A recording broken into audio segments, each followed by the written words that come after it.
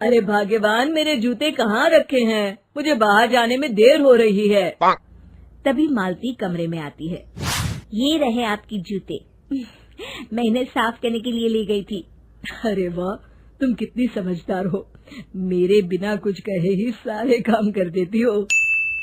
तभी मालती झिझकते हुए रमेश से कहती है, सुनिए जी, आपसे एक बात कहूँ, बुरा तो नहीं मानेंगे ना? अरे नहीं नहीं, बेफिक्र होकर कहो। शादी से पहले मैं अपने मायके में नौकरी करती थी। मैं चाहती हूँ कि अब मैं फिर से नौकरी करना शुरू कर दूं। वैसे भी सारा दिन घर में बोर हो जाती हूँ। देखो मालती, तुम्हारे नौकरी करने से मुझे कोई ऐतराज नहीं है, लेकिन तुम्हें एक बात बता दूं, हमारे खानदान में आज तक कभी किसी औरत ने नौकरी नहीं की। फिर भी एक बार तुम माँ से पूछ कर देखो, अगर वो तुम्हें नौकरी करने की इजाजत दे देती है तो अच्छी बात है। रमेश वहाँ से चला जाता है। फिर उसी शाम मालती अपनी सास के पैर दबा रही होती है। तभी उसकी सास मालती से कहती है, अरे क्या बात है बहू, आज तो ठीक तरह से मेरे पैर नहीं दबा रही। किसी ख्याल में खोई पड़ी है क्या?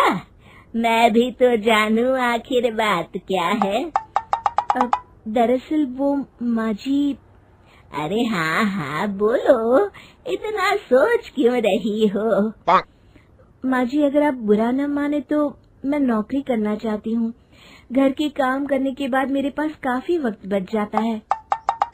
मालती की ये बात सुनकर उसकी सास गुस्से में कहती है, अरे बहू, तेरी तबीयत तो ठीक है ना?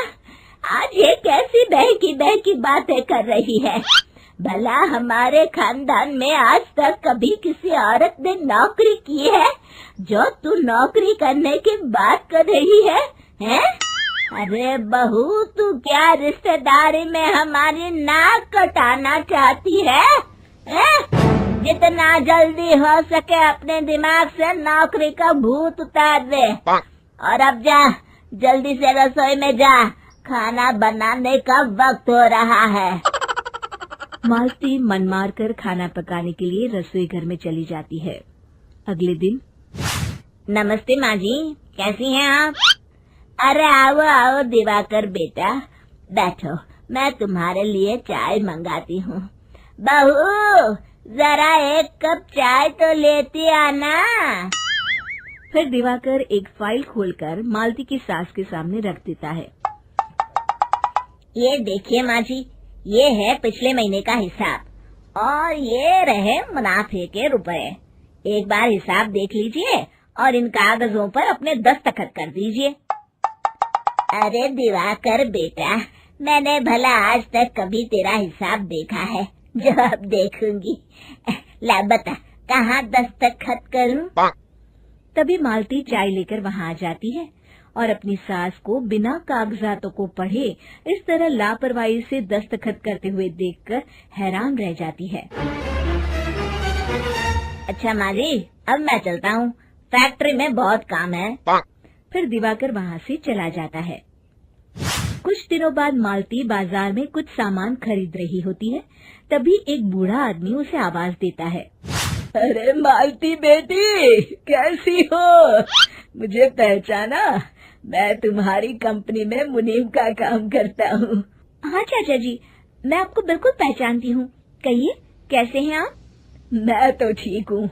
कंपनी में कुछ भी ठीक नहीं चल रहा, यहाँ तक कि हमें ठीक वक्त पर तनख्वाह भी नहीं मिलती। ये आप क्या कह रहे हैं? अब क्या बताऊँ, आप लोग तो कभी हिसाब किताब देखने दफ्तर आते नहीं। मेरी मानो तो एक बार आप लोग दफ्तर आकर सारा हिसाब किताब देख लो, आपको असलियत पता चल जाएगी। अच्छा बेटी, अब मैं चलता हूँ, देर हो रही है। फिर वो बूढ़ा वहाँ से चला जाता है। वहीं दूसरी तरफ मालती घर पहुंचकर अपनी सास को सारी बात बताती है। तभी वहाँ रमेश भी आ जाता है। लेकिन मालती, इस तरह किसी एक आदमी के भरोसे काम छोड़ना मुझे भी ठीक नहीं लगता। अगले दिन वे सभी अपने दफ्तर पहुंचते हैं और सीधे दिवाकर के कैबिन में जाते हैं। अचानक सबको एक साथ देखकर दिवाकर चौंक जाता है। अरे माँ जी, आप सब लोग अचानक यहाँ कैसे आ गए? अगर कुछ काम था तो मुझे एक फोन कर दिया होता, मैं आपके घर आ जाता। तभी मालती की सास कहती है, अरे दिवाकर बेटा, आज मैं हिसाब देखने दफ्तर आई हूँ, जरा मुझे पिछले 6 महीनों का हिसाब दिखाना तो बेटा। दिवाकर घबराते हुए हिसाब की फाइल मालती की सास को देता है। मालती की सास फाइल लेकर मालती को देती है और कहती है, ले बहू, देख ले हिसाब। मालती फाइल को बड़े गौर से देखती है और अगले ही पल उसे सारी गड़बड़ी समझ में आ जाती है। वो अपनी सास से कहती है, माँ जी, मुनीम चाचा बिल्कुल सही कह रहे थे। हमारी कंपनी में पिछले 6 महीनों में जितना मुनाफा हुआ है, हमें उसका आधा पैसा भी नहीं मिला। यूँ समझ लीजिए कि 1 रुपये में सिर्फ चवन्नी ही हमारे हाथों में आई है। मालती की बातें सुनकर मालती की सास गुस्से से दिवाकर को पूछती है, क्यों दिवाकर, मेरी बहू जो कह रही है वो सच है? दिवाकर समझ जाता है आज उसका भांडा फूट चुका है। वो गिड़गिड़ाते हुए कहता है, मुझे माफ कर दीजिए माँ जी, मैं पैसों के लालच में अंधा हो गया था। अरे वाह दिवाकर, तू तो 1 नंबर का चोर निकला। इतने दिनों से मैं तुझ पर आंख बंद करके भरोसा करती रही और तू मुझे ही चुना लगाता रहा। अभी के अभी निकल यहाँ से और दोबारा अपनी शक्ल मत दिखाना। दिवाकर वहाँ से भाग जाता है। मालती की सास मालती को शाबाशी देते हुए कहती है, बहू, आज मैं समझ गई कि पढ़ाई लिखाई हमारी जिंदगी में कितनी जरूरी है। मैं बहुत किस्मत वाली हूँ जो मुझे तुझ जैसी बहू मिली है। शिक्षा, पढ़ाई लिखाई का इस्तेमाल सही जगह करके